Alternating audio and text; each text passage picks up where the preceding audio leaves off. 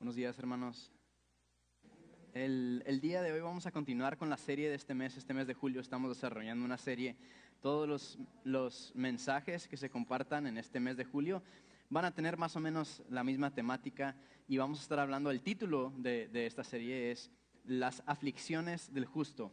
Vamos a hablar de qué cosas nos afligen, por qué nos afligen y qué promesas de Dios tenemos nosotros al atravesar las aflicciones. Y el día de hoy quiero que abordemos una pregunta que siento que es cósmica. Siento que todos los humanos en algún momento u otro que llegamos a conciencia de Dios, nos hacemos esta pregunta. De hecho, yo se la he escuchado mucho a personas inconversas. Y pequeño paréntesis, yo tengo la convicción por experiencia propia y por la convicción de la veracidad de la palabra de Dios, las muchas confirmaciones históricas que hay, yo tengo la convicción de que Dios es real. Y como tengo yo esa convicción, le animo a que usted no se detenga en hacerse y hacerle a Dios preguntas difíciles. Porque si Dios es real y usted puede obtener la respuesta a su duda, va a eliminar una duda y va a crear una convicción. Y así es como nuestra fe se hace más fuerte día con día con día. Si usted piensa que no puede hacerle preguntas difíciles a Dios, entonces usted va a tener una fe chiquita. ¿Por qué? Porque no está creando convicciones profundas, ¿verdad? Entonces, esta pregunta es una de esas preguntas que yo considero que pueden ser como difíciles. Por eso la hacen los inconversos y no los cristianos, al menos en voz alta, ¿verdad? Yo se lo he escuchado a muchos inconversos, lo he escuchado mucho en el mundo y es esta pregunta. Si Dios es bueno, ¿por qué pasan cosas malas? Estoy viendo como que asientan algunos con la cabeza, como que ustedes también la han escuchado por ahí, ¿verdad? El mundo se pregunta si el Dios que tú proclamas, en quien tú crees, si Él es bueno, ¿por qué veo que pasan cosas malas, verdad? ¿Por qué ocurrió el Holocausto? ¿Por qué ocurrió la masacre de Tlatelolco? Y empiezan a hacerle, ¿por qué los niños de África se mueren de hambre, verdad? Y empiezan a hacer una lista de cosas malas. Si Dios es bueno, ¿por qué pasan cosas malas, verdad? Vamos a abordar eso el día de hoy. Tengo 3 puntos que quiero desarrollar, unos pasajes, unas referencias, unos ejemplos, pero si una persona hace esa pregunta, ya tenemos al menos 3 cosas en las que estamos de acuerdo con ellos, sean cristianos o sean inconversos. Porque si una persona pregunta si Dios es bueno, ¿por qué pasan cosas malas? Están asumiendo de Dios 3 cualidades que son ciertas y que nosotros como cristianos creemos, y son las siguientes. Primero, están asumiendo que Dios es bueno, ¿verdad? Segundo, están asumiendo que Dios es todopoderoso y por lo tanto capaz de hacer algo al respecto. Si ellos asumen que Dios no es capaz, entonces no va a haber ningún problema, ¿verdad? Si alguien que es incapaz de hacer algo no hace nada, pues es porque es incapaz, ¿verdad? Pero si se preguntan por qué Dios no hace nada para evitar calamidades, para evitar aflicciones, para evitar sufrimiento, es porque asumen, como nosotros, que Dios es todopoderoso. Y finalmente, están asumiendo de Dios que Él es omnisciente, es decir, que Él sabe todas las cosas. Yo no puedo prevenir algo si no sé qué va a ocurrir, ¿verdad? Entonces, si están asumiendo que Dios pudiera prevenir las cosas, están asumiendo que Él conoce las aflicciones antes de que se presenten a nosotros, ¿verdad? El mundo entonces se pregunta por qué pasan cosas malas. Y para empezar, ya les dije, estamos de acuerdo con el mundo en que Dios es todopoderoso, en que Dios es bueno y en que Él es omnisciente, en que sabe todas las cosas. Pero a diferencia del mundo, en donde estamos en desacuerdo con el mundo, es cuando hablamos acerca de la eternidad, ¿verdad? El mundo, una persona que es completamente atea, piensa que es la vida, lo que nos toca aquí vivir, la vida terrenal, y entonces se acaba todo, ¿verdad? Es el fin del corrido. Y los cristianos tenemos un concepto totalmente diferente acerca de la eternidad. De hecho, los cristianos creemos que después de morir es cuando realmente comenzamos a vivir. El cristianismo dice que cuando mueres, entonces realmente empiezas a vivir, y la vida eterna del cristiano supera tanto en calidad como en cantidad nuestra vida terrenal, ¿verdad? Hace unas semanas me tocó dirigir la alabanza y estaba dando un ejemplo al principio del servicio, de un ejemplo, y dije, nosotros somos como aquel que ha recibido una gran herencia que se paga en algunos años, ¿verdad? Entonces como que los sufrimientos que podamos tener aquí en este momento no son tan graves porque sabemos que seremos liberados por toda la eternidad, ¿verdad? Entonces, quiero leerles cómo es la eternidad según los cristianos, según nosotros, según la fe cristiana, ¿qué enseñamos nosotros? ¿Cómo va a ser nuestra eternidad? Quiero leerles brevemente, no va a estar en pantallas, pero es Apocalipsis 21, 1 al 4, nos habla acerca de cómo es la eternidad que nosotros tenemos, en la cual nosotros esperamos si hemos alcanzado la salvación por medio de Jesucristo. Y dice así, Apocalipsis 21, 1 al 4. Este es Juan de Patmos, él está recibiendo una visión de parte de Dios y él cuenta esto. Vi un cielo nuevo y una tierra nueva, porque el primer cielo y la primera tierra pasaron y el mar ya no existía más. Y yo, Juan, vi la santa ciudad, la nueva Jerusalén, descender del cielo de Dios, dispuesta como una esposa ataviada para su marido. Y oí una gran voz del cielo que decía, he aquí el tabernáculo de Dios con los hombres. Él morará con ellos y ellos serán su pueblo. Y Dios mismo estará con ellos como su Dios. Enjugará toda lágrima de los ojos de ellos. Y ya no habrá muerte, ni habrá más llanto, ni clamor, ni dolor, porque las primeras cosas pasaron. Esa va a ser la eternidad para los que estamos en Cristo Jesús. No llanto, no dolor y no ocasiones para el llanto y para el dolor, ¿verdad? Ya no va a haber muerte, ¿verdad? Empieza a hablar de... Y si usted escucha a un predicador que le promete todo esto y le dice que usted lo va a recibir en esta vida, la palabra de Dios no los fundamenta. Al contrario, la palabra de Dios nos dice en múltiples ocasiones que los que seguimos a Cristo, los cristianos, el pueblo de Dios, va a tener aflicciones, ¿verdad? Eso nos lo garantiza. La promesa para el cristiano no está de este lado de la eternidad, sino en el lado que más vale, ¿verdad? En el lado que es eterno. Sí, hay promesas para hoy, pero la promesa mayor está del otro lado de la eternidad. La fe en Jesús no nos garantiza, es decir, estoy resumiendo, la fe en Dios no nos garantiza que vamos a tener una buena vida. De hecho, nos garantiza que seremos afligidos, ¿verdad? Si tenemos fe en Jesús, seremos afligidos, la Biblia nos lo dice. Lo que sí nos garantiza es que tendremos una eternidad perfecta. Dios no paga la fe con éxito y con posesiones. Pero un día moriremos y los que morimos con Él y que llegamos a la conciencia del pecado y que nos arrepentimos y que recibimos por medio de la sangre de Cristo, recibimos el perdón de Dios, entonces disfrutaremos todo esto que leí en Apocalipsis 21. Y esa es la diferencia entre nosotros y el mundo. El mundo nos explica por qué pueden pasar cosas malas y nosotros comprendemos que aquí tendremos aflicciones, pero que la perfección será en la eternidad. Ok, entrando al tema, les dije que tengo 3 puntos y quiero comenzar con el primero. Nuestras aflicciones y nuestros sufrimientos pueden provenir pueden originar de 3 lugares diferentes. Y quiero abordar la primer fuente de nuestra aflicción.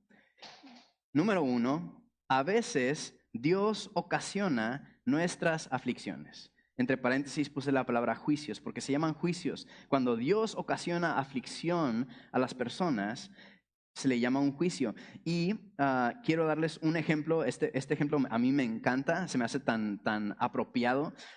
Está en el primer libro de Samuel, capítulo 5, vamos a leer versículo 1 y 2, y luego nos vamos a brincar al 6 y el 7. Y dice de esta manera, primer libro de Samuel 5, 1 y 2. Después de capturar el arca de Dios, los filisteos la llevaron de Ebenezer a Asdod y la pusieron junto a la estatua de Dagón en el templo de ese Dios. Y nos brincamos al 6 y dice, entonces el Señor descargó su mano sobre la población de Asdod y sus alrededores los azotó con tumores. La gente de Asdod reconoció lo que estaba pasando y declaró, el arca de Dios de Israel no puede quedarse en medio nuestro, porque ese Dios ha descargado su mano sobre nosotros y contra nuestro Dios Dagón. Los versículos que me brinqué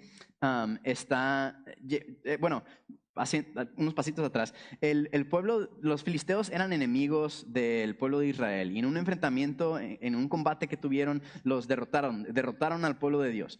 Y así como conquistar la bandera de tu enemigo es como un acto simbólico de dominio, ¿verdad?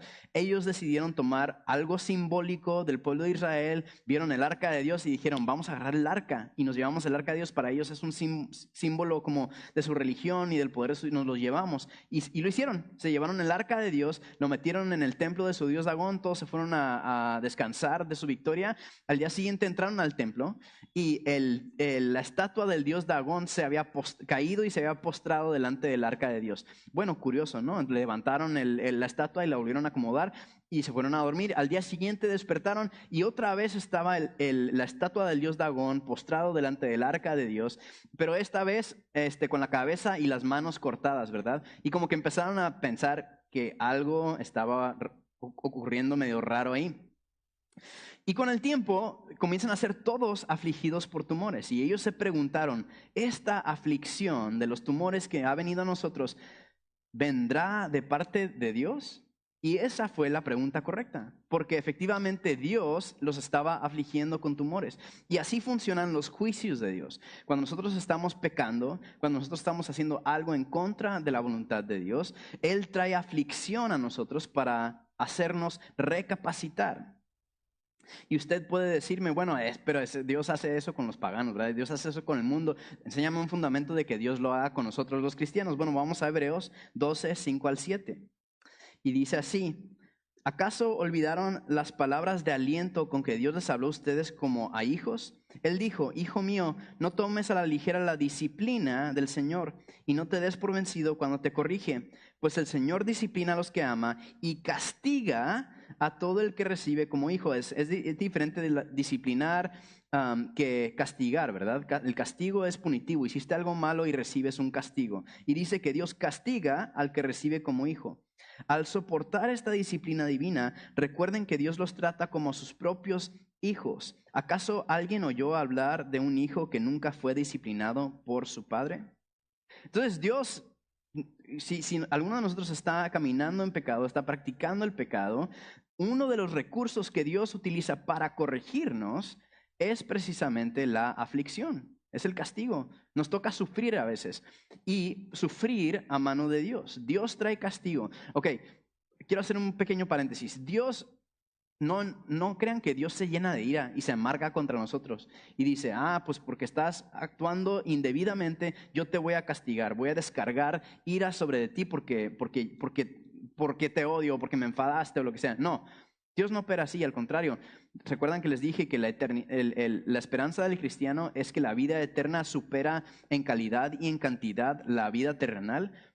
Dios está preocupado por tu eternidad y quiere salvarte. Entonces, porque tu eternidad es más larga y solamente en la vida nos fue dada para arrepentimiento, ¿verdad? Entonces, si usted está desobedeciendo a Dios, Dios no se va a limitar en hacerlo sufrir a usted con tal de llevarlo a arrepentimiento y que se salve. Es decir, Dios prefiere afligirte y salvarte y corregirte que darte paz y dejarte que te pierdas. Y antes de pasar al siguiente punto, quiero leerles una cita de C.S. Lewis donde él describe perfectamente esto de los juicios de Dios, las aflicciones, los sufrimientos de los que vienen de parte de Dios para hacernos recapacitar, para llevarnos al arrepentimiento. Él dice así: el dolor insiste que lo atendamos. Dios nos susurra en nuestros placeres, es decir, cuando todo está bien, cuando estamos tranquilos, la voz de Dios es como un susurro, pero nos habla en nuestra conciencia, pero nos grita en nuestros dolores. Son su megáfono, es decir, los dolores son su megáfono para despertar un mundo sordo. Y ustedes no me pueden dejar mentir. ¿A poco no buscamos más a Dios en nuestros sufrimientos que en nuestras victorias? ¿Verdad? Para eso, abro otro paréntesis, para eso son las disciplinas espirituales. Porque si no, anduviéramos cuando estamos en necesidad, estuviéramos buscando a Dios y luego cuando todo se nos acomoda, dejamos de buscar a Dios hasta que tenemos necesidad y otra vez estamos buscando a Dios, ¿verdad? Para eso es la disciplina espiritual, es decir, yo voy a estar caminando con Dios, voy a estar leyendo su palabra, meditando en ella, voy a tener una vida de constante comunión y comunicación con Dios por medio de la oración. ¿Por qué? Para no estar haciendo esto. Tengo necesidad, lo busco, ya no tengo necesidad, lo dejo de buscar, ¿verdad? Cierro paréntesis sobre las disciplinas espirituales. Entonces Dios usa nuestro sufrimiento y a veces Dios ocasiona nuestro sufrimiento con tal de hacernos recapacitar y para llevarnos por el gran amor que nos tiene, para llevarnos a arrepentimiento con tal de que nos salvemos. Es mejor sufrir un poquito ahorita y no sufrir en el infierno por el resto de la eternidad. Amén. Segundo punto, nace de esta pregunta. ¿Dios es capaz de evitar mi aflicción? ¿Dios es capaz de evitar mi sufrimiento? Y la respuesta es sí, Dios es todopoderoso. Punto número 2, Dios siempre puede, énfasis en la palabra puede, Dios siempre puede evitar nuestras aflicciones. Dice Apocalipsis 1 al 8, yo soy el alfa y la omega, el principio y el fin, dice el Señor Dios. Yo soy el que es, el que siempre era, el que aún está por venir, el todopoderoso. No es el único pasaje que dice que Dios es todopoderoso. Los salmos están llenos de esa palabra, la palabra todopoderoso. Dios es todopoderoso, es decir, Él tiene todo el poder. Y el poder, todo ese poder que tiene, no lo tiene a veces, no se lo prestan el fin de semana. El poder que Él tiene, lo tiene siempre. El poder de Dios siempre lo tiene y es completo. Entonces Dios siempre puede evitar nuestras aflicciones. De hecho, hay fundamento bíblico para decir que Dios a veces nos previene las aflicciones que se vienen sobre de nosotros. Quiero leer Mateo 2, 13 al 15. Los que están visitando en sus Biblias pueden irlo buscando. Voy a dar una introducción a este pasaje. Es cuando es la historia del nacimiento de Jesús.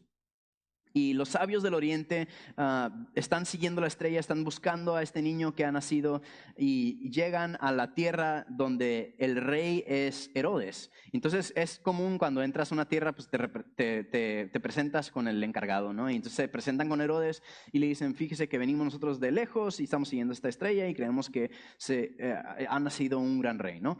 Y Herodes se pone a estudiar las profecías de los judíos y se entera de que todo lo que ellos le cuentan coincide con la venida del Mesías. El Mesías, en la mente de Herodes, era para él un rival, era su contrincante, era una amenaza para su autoridad y su reinado. Entonces, Herodes hace un plan y les dice, ¿saben qué? Ustedes vayan, adoren a este rey, encuéntrenlo, adoren a este rey que ha nacido y luego vienen, me dicen dónde está para yo también ir a adorarlo, ¿verdad? El plan no era adorarlo, el plan era ¿qué? Entonces, Herodes está esperando a que regresen los sabios del oriente, le digan dónde está Jesús y luego ir a matarlo él. Los sabios del oriente encuentran a Jesús, entregan sus presentes, reciben un sueño donde Dios les dice que no regresen con Herodes, que se regresen por otro camino. Ellos hacen caso. Y entonces ocurre otro sueño y vamos a leer acerca de ese sueño. Mateo 2, 13 al 15 dice así. Después de que los sabios se fueron, un ángel del Señor se le apareció a José en un sueño. Levántate, huye a Egipto con el niño y su madre, dijo el ángel. Quédate allí hasta que yo te diga que regreses, porque Herodes buscará al niño para matarlo. Esa noche José salió para Egipto con el niño y con María, su madre, y se quedaron ahí hasta la muerte de Herodes. Así se cumplió lo que el Señor había dicho por medio del profeta. De Egipto llamé a mi hijo. Herodes, cuando se da cuenta que ya no llegaron los sabios, entonces él hace un plan y dice, todos los niños menores a tal edad los voy a matar, porque entre ellos va a estar este Mesías, y lo voy a matar y así voy a eliminar esta amenaza a mi reinado, ¿verdad?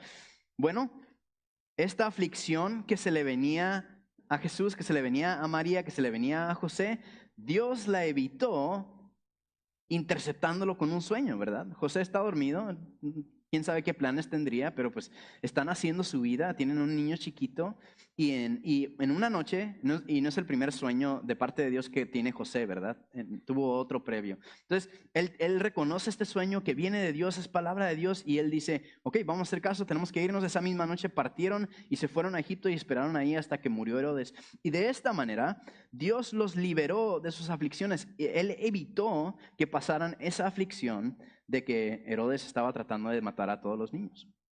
Entonces sí, la Biblia nos da pauta para entender que Dios puede y a veces nos va a liberar, nos va a evitar algunas aflicciones.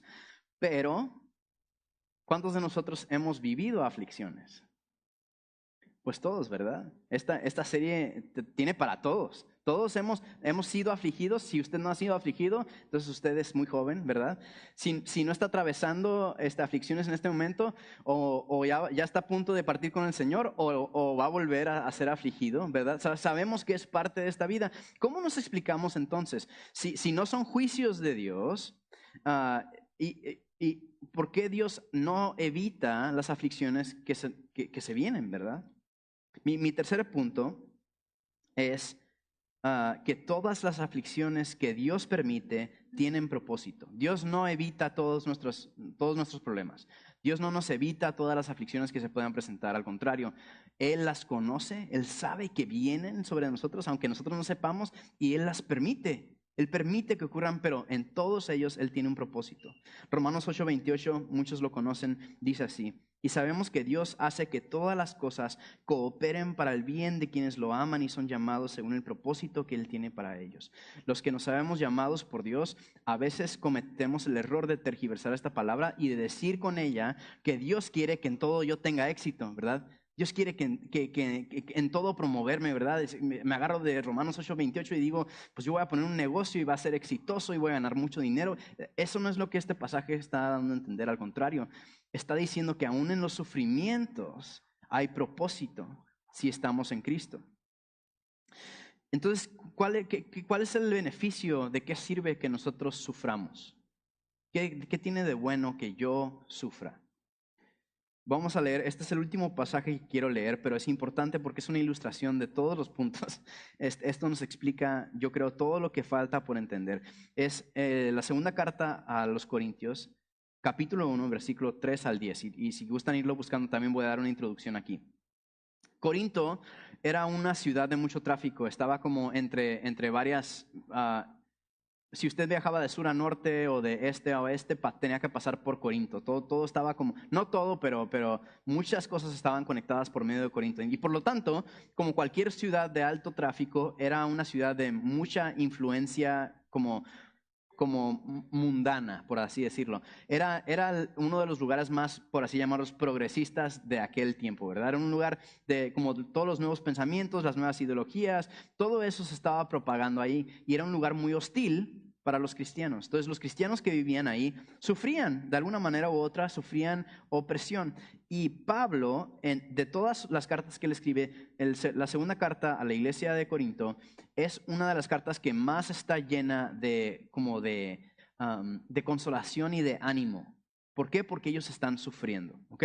Entonces vamos a comenzar a leer el versículo 3 de 2 Corintios 1. Dice: alabado sea el Dios y Padre de nuestro Señor Jesucristo, Padre misericordioso y Dios de toda consolación, quien nos consuela en todas nuestras tribulaciones, para que con el mismo consuelo que de Dios hemos recibido, también nosotros podamos consolar a todos los que sufren.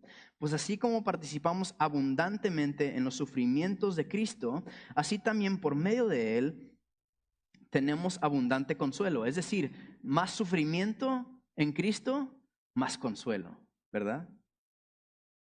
Si sufrimos es para que vosotros tengáis consuelo y salvación. Es decir, Pablo está diciendo, si nosotros sufrimos es para que ustedes, la iglesia en Corinto, tengan consuelo y salvación. Y si somos consolados nosotros, es decir, Pablo y sus acompañantes, es para que vosotros, la iglesia en Corinto, tengáis el consuelo que os ayude a soportar con paciencia los mismos sufrimientos que nosotros padecemos. Firme es la esperanza que tenemos en cuanto a vosotros, a ustedes, la iglesia, porque sabemos que así como participáis de nuestros sufrimientos, ustedes como nosotros sufren, así también participáis de nuestro consuelo. Así como los dos sufrimos, los dos somos consolados. Versículo 8. Hermanos, no queremos que desconozcáis las aflicciones que sufrimos en la provincia de Asia. Estábamos tan agobiados, bajo tanta presión, que hasta perdimos la esperanza de salir con vida. Nos sentíamos como sentenciados a muerte, pero eso sucedió para que no confiáramos en nosotros mismos, sino en Dios, que resucita a los muertos. Él nos libró y nos librará de tal peligro de muerte. En Él tenemos puesta nuestra esperanza y Él seguirá librándonos. Entonces, ¿cuál es el beneficio del sufrimiento? ¿Por qué sufrimos nosotros? Si Dios puede librarnos y decide no librarnos, porque Él tiene propósitos, si me está diciendo que tiene propósitos, ¿cuál es el propósito del sufrimiento que Dios me permite atravesar?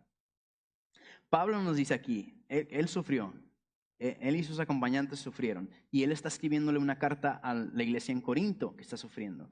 Y en esta carta él nos hace ver los propósitos de Dios para los sufrimientos que él permite, aunque él no los ocasione, ¿verdad? Les mencioné al principio que algunos de nuestros padecimientos, algunas de nuestras aflicciones vienen de Dios y se llaman juicios. Pero otros padecimientos son consecuencias de nuestras acciones, ¿verdad? Si usted conduce en exceso de velocidad y lo paran, ¿a poco no se aflige uno cuando tiene que pagar una multa? Pues sí, pero ¿quién tiene la culpa? Pues usted, ¿verdad? Ahí, ni el chamuco ni Dios hicieron nada, usted solito se echó la soga al cuello. Y sin bajarnos del carro, si usted va tranquilo, va manejando la velocidad correcta y lo choca a otra persona que se voló un alto, bueno, aquí yo no hice nada, yo no soy el culpable, Dios tampoco me lo ocasionó necesariamente, ¿verdad? Puede ser porque otra persona pecadora se descontroló, ¿verdad? Y las consecuencias me tocaron a mí, pero en todo Dios lo ha permitido. O sea, nada se le escapa de su control. Entonces, ¿cuáles son los sufrimientos que nosotros padecemos? Si tienen propósito, ¿cuál es ese propósito? Pablo nos dice que el sufrimiento hace dos cosas con nosotros. Uno, nos califica. ¿Para qué nos califica? Para recibir la consolación de Dios. Si usted ha sufrido, si usted está sufriendo, el día que usted sufra, usted ya es apto para recibir la consolación de Dios. Los que no están sufriendo no reciben consolación, ¿verdad? Si no, o sea, imagínense que Cristiano Ronaldo mete un gol y los muchachos van y lo tratan de apapachar y como de animar. No, o sea, lo va a rechazar el Chicharito así como, hazte para allá, ¿verdad? Es momento de celebrar, o sea, no me estés como animando, ¿qué estás haciendo, verdad? El que no está sufriendo no recibe consolación. Pero una vez que nosotros sufrimos, el Señor nos ofrece su consolación.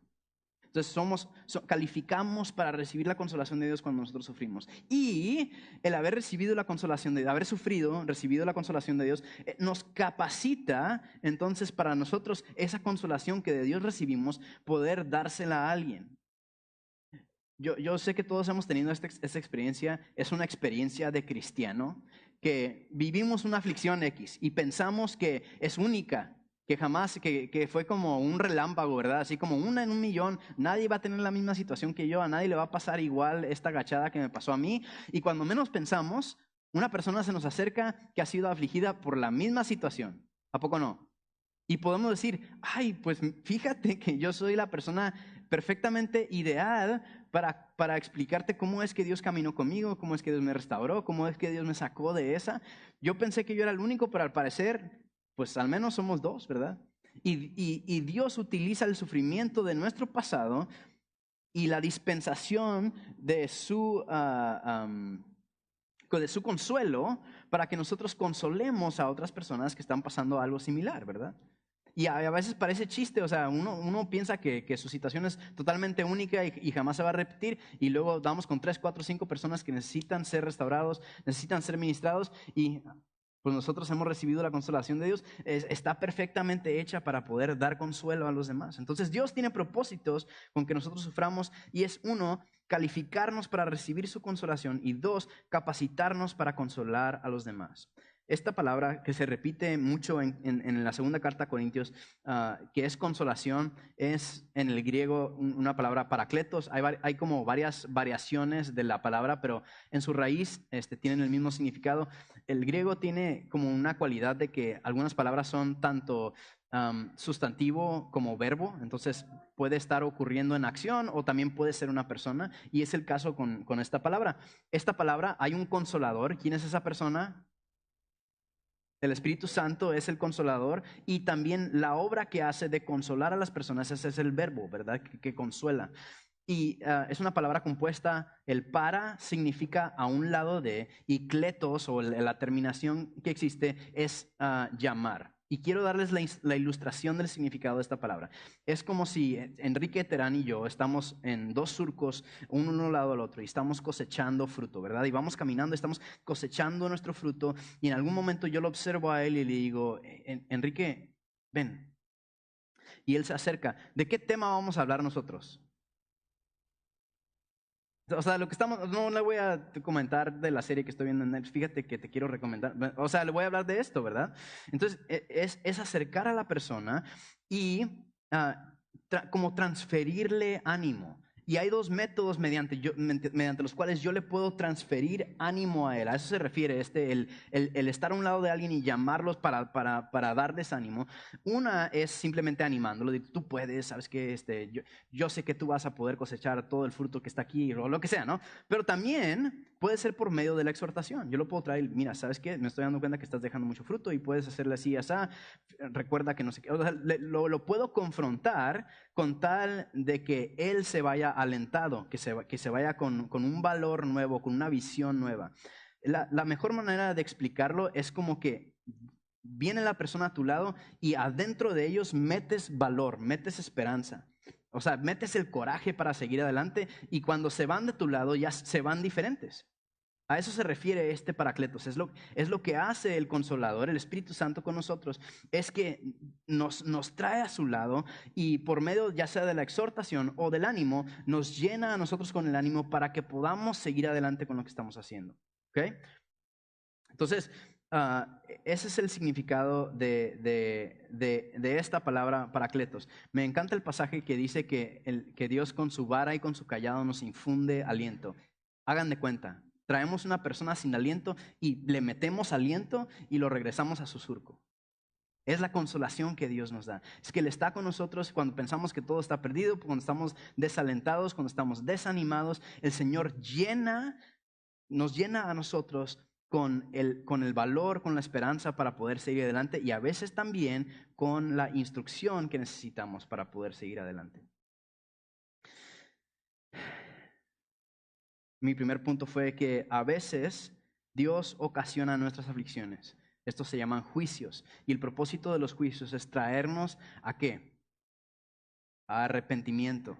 Dios proporciona juicios, aflicciones para que nosotros reconozcamos, nos arrepintamos y alcancemos la salvación. ¿Por qué? Porque la vida terrenal es corta y la eternidad es larga.